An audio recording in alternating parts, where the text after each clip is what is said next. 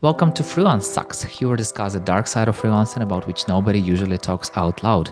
In this show, we speak with experienced freelancers, and I'm sure listening to their stories helps you prepare for freelancers' challenges.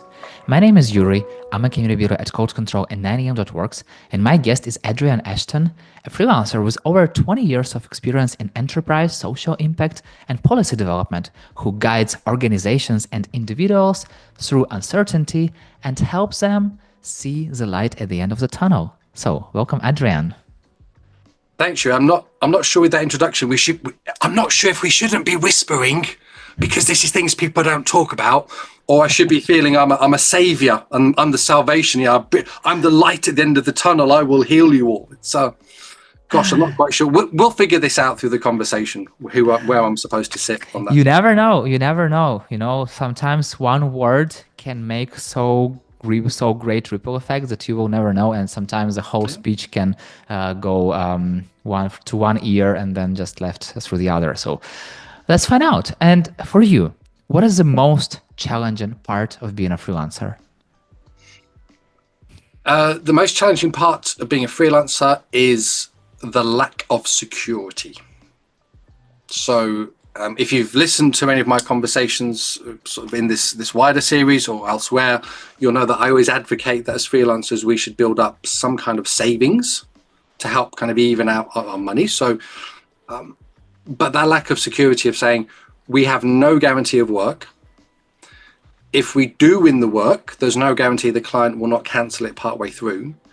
And even if we do complete the work, there's no guarantee the client will actually pay us at the other end. So we have no security of work or income that way. We have no security of welfare. So if we were salaried or employed, we would have sick pay, holiday pay. We would be entitled to benefits for our health. So we have no health security. So that challenge really is, it's up to us to figure out how do we protect ourselves financially, emotionally, physically, against everything that the universe may decide to throw at us, or clients who misbehave and maybe are not quite as helpful or nice in how we hoped they'd be. How do you protect yourself? With large rolls and sheets of bubble wrap. I insulate myself. No, it's fine. Although if it's bubble wrap day, then it's not a bad look to be carrying with. I try and protect myself in a number of ways. One is, like I said, that financing piece. So when I started out freelancing, I very deliberately tried to save as much money as I could in those first few years. So I'd have a few months bills covered for my freelancing bills and my home and family bills. So that gave me a bit of financial security. I put things in place for my health. So again, part of my budgeting is I took out a private health insurance policy. Now, here in England, we have a beautiful institution called the NHS. And I love the NHS. I think it does a great job. I think there's all sorts of issues, good and bad, about it. And I will always do what I can to support it. Part of that, and part of me supporting myself as a freelancer, is having this option of saying, if I suddenly find I need a surgery, an operation for something, if I have my own health plan, I can choose when it happens. I can minimize the disruption to my freelance business. I can also take the pressure off the NHS as well. So I'm kind of see that. So I'm protecting myself and protecting others. I also try and protect my well-being, my mental well-being as well. So one of the practices that I've had as a freelancer is every few years, I submit myself to a counsellor, as a mental well-being counsellor, not because I think I'm having a breakdown, but that opportunity just to have a few conversations with someone completely who doesn't know me to say, this is what I've been stressed by. These are my realities. These are my struggles, my fears, my panics. And this is how I am trying to manage them.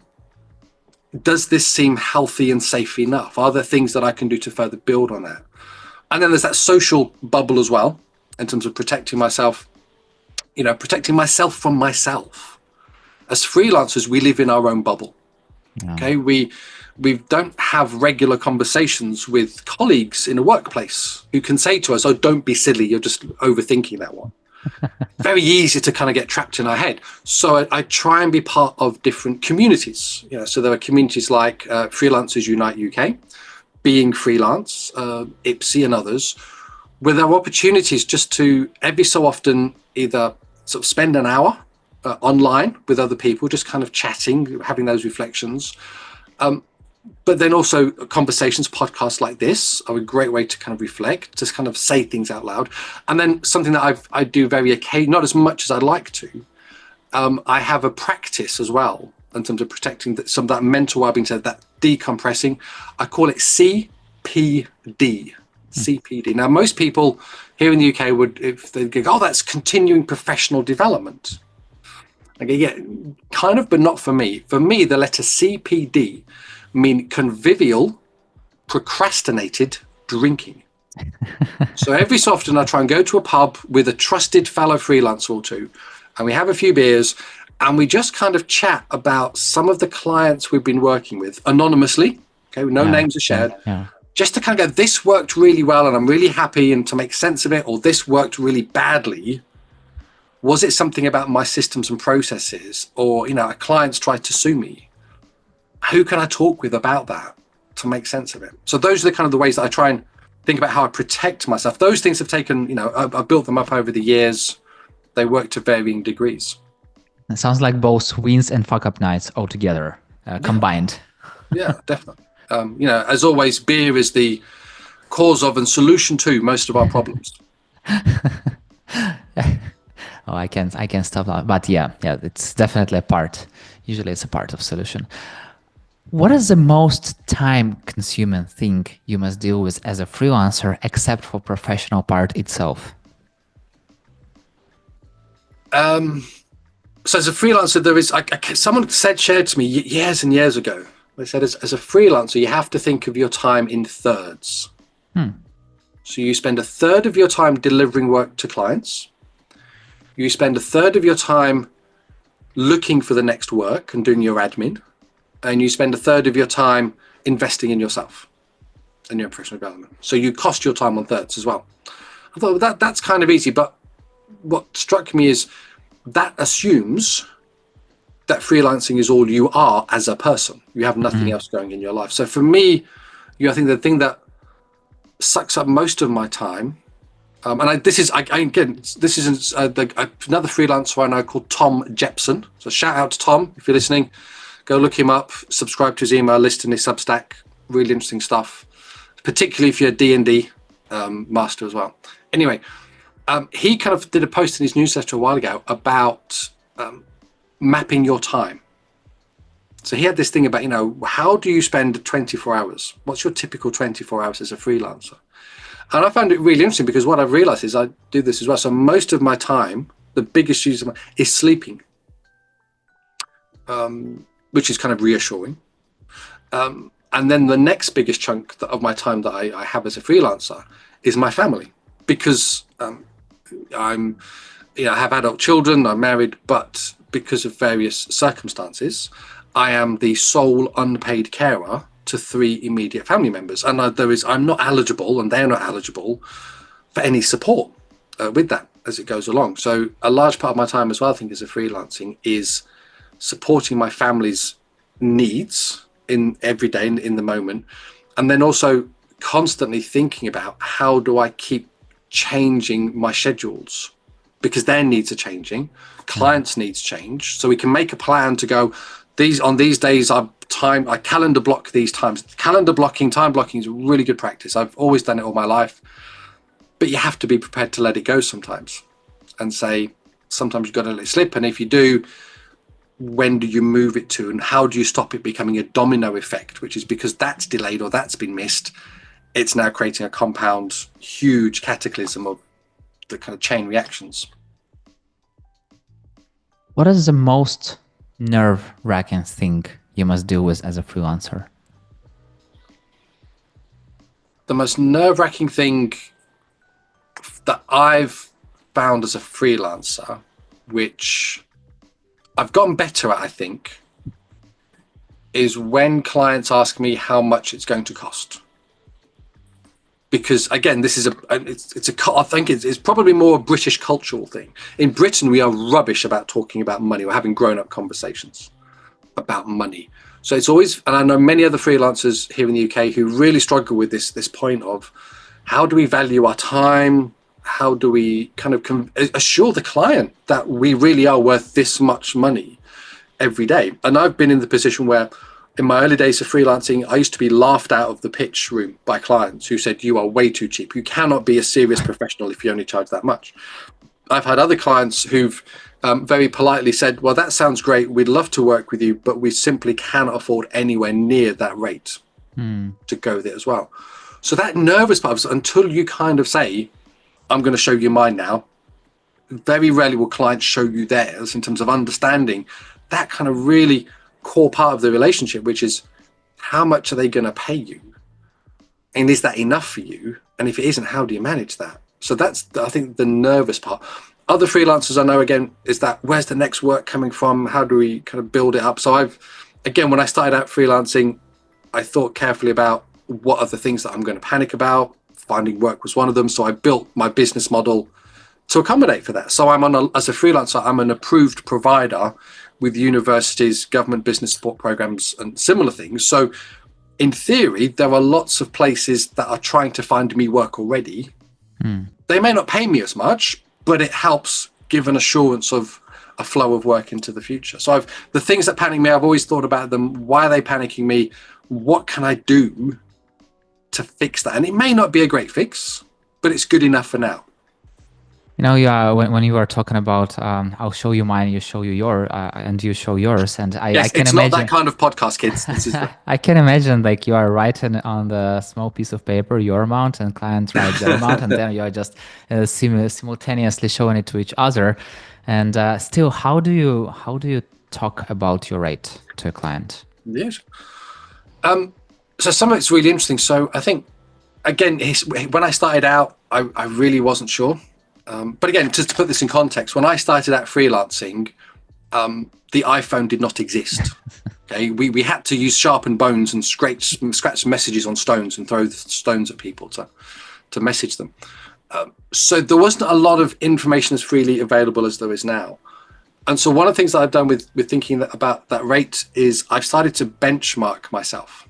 So I've gone out, the Juno freelancer site, Ipsy, other places, and said, what is the market rate for a freelancer offering these types of services and activities? And then I've kind of averaged them out. And then when I have a conversation with a client about the rate, I can open it with the market. My rate for this is benchmarked against what everyone else charges, like a cappuccino index. If you go to most coffee shops, charge about the same for a cappuccino. Okay, one bit of coffee, loads of milk on the top, but it's always about the same price. So that gives me a confidence to be able to have that conversation better. And my perception, Yuri, is that my clients find it easier to then talk about it as well, because we've externalized it. We've said, this is not about me asking for money. This is not about you not feeling you're paying enough or too much. We've looked into the world and we've said, oh, this is what everyone else does. And if everyone else is doing that, then it's okay for us to do that. So it's kind of trying to find ways to make it safe for people to have those conversations more easily. And again, there'll still be clients who go, no, can't afford that, not going to do it. And I go, you never know unless you have this honest, open conversation, unless you know your rate, unless you know like what is your approach. And as you've said, some clients will say like, are you kidding me? It's like the cheapest freelancer I ever worked with, and another one, they won't be able to afford you. There are always people who are ready to pay different money for the same service, for the same thing. And here's the other thing about pricing, Yuri, that I find as well. So part of my experiment, my benchmarking, is also an experiment that I've started to do in the last few years. Now, this one, kids, is not for the faint-hearted. Okay, so I know what my costs are as a freelancer. I've worked out my household costs, so I know what I need to be earning on average every day. So that's my kind of minimum earning point. I know what my normal rate is that I charge clients for work. Sometimes a client may approach me for a proposal, and depending if the stars are in the right alignment and certain things are in place in my calendar, I will say to that client, as part of submitting the proposal and the quotation, I can offer you two options on the quotation for this work. I can give you a fixed price quotation, what I would normally charge, or if you would like, I can leave it blank. And if you commission me and when we finish the work, you tell me how much to invoice you. You pay what you think it's been worth. Now that's a big, scary moment, okay? Yeah. I don't do it very often, but I do it every once in a while. And what I always find interesting is every time I do this and a client accepts to play this game along, when we get to the end and I say, okay, how much would you like? We've signed off the work, it's all complete. I say, how much do you want me to put on the invoice? The figure they tell me is always more than I would have quoted them otherwise. So there's something really interesting, I think, about if we share that kind of power relationship a little bit with clients, people tend to respect it. But that's a big, scary thing that we don't talk about. Yeah. Because you have to have a lot of kind of balls to feel comfortable enough and to know who you can do it with as well. Yeah, it's like a poker game. You have to really understand. I think one of the things I think we should teach more in school and universities how to play poker well. Exactly. Because it is a lot of, we're working with clients, a lot of it is bluff, isn't it? And thinking, what are the odds that they've got a flush? I've got two pair. How much is in my pot? Can I really gamble it? Can I push it a bit more? Can I sweat it out? Who else is around the table competing for this contract? Who else is in their team? If we think about it as a game, it becomes suddenly a bit less scary. Because if we lose a hand in poker, we can go back to the table the next week and play again. Hopefully. If your friend wanted to become a freelancer, what are top 3 things you'd advise them to consider before doing it? The top 3, gosh. Have backups. You can never have enough backups. Your tech will always fail at the worst point.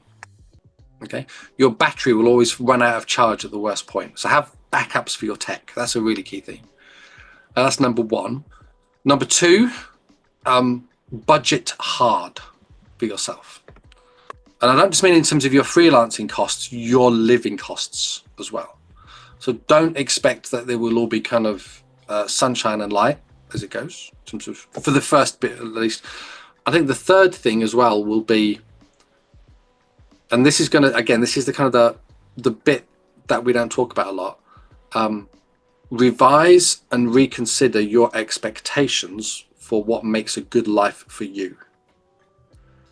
Because if you're freelancing, it's highly unlikely you'll be able to take 2 weeks paid holiday as an employee would. So that sense of, things you get as an employee, holiday pay, sick pay, think about how important are those to you and what can you reimagine for how you look after yourself and treat yourself with that. Yeah. Adrian, I wish to have the sky is the limit, but time is the limit. So the final question, if you were starting freelancing today, what is one thing you would have done differently?